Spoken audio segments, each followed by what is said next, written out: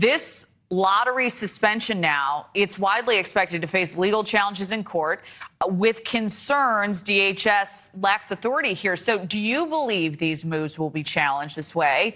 And if so, which side has the stronger argument in your view? So I believe it will be challenged. In fact, most of the changes to immigration that President Trump has made or tried to make have been challenged, especially because he's doing it with presidential executive authority and not doing it through Congress. Were it to be done through Congress, were he to pass an immigration law that actually changed the law and reformed the immigration system, that would be less likely to be challenged. In this case, it will be challenged, and so will the ban on now 39 countries and that ban extends to people also seeking green cards. And, you also have thousands of current and prospective applicants who entered or were selected for the 2025, 2027 lottery as well, 2026 at the same time, now facing some uncertainty about their status, whether those visas will be processed. So how do you see those cases being handled?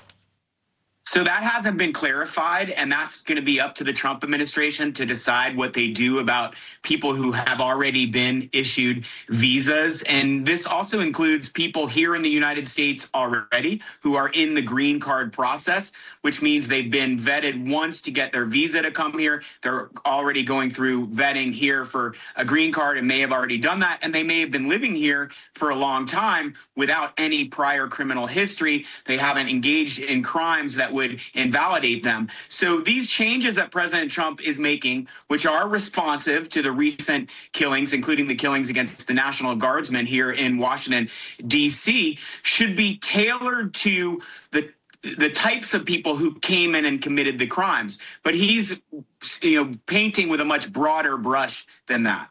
Yeah, maybe a bit more complicated to untangle all of this here. So, the president, he obviously has the safety of Americans top of mind here to prevent future violent attacks by foreign nationals in particular. Do you believe the suspension will achieve those security goals?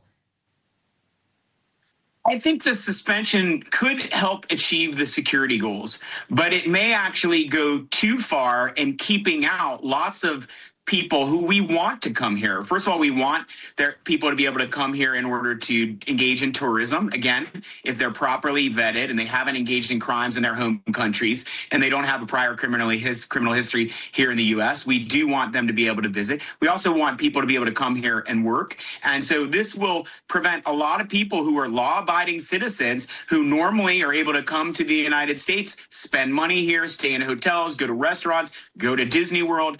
They're not going to be able to do that. And it's also affecting specific populations. Like, for instance, the Afghan population. Many Afghans helped the U.S. military and diplomats during the 20-year-long war in Afghanistan. Those Afghans may have helped save the lives of Americans. And so there was a special immigrant visa program for them that has also been temporarily paused or perhaps permanently ended.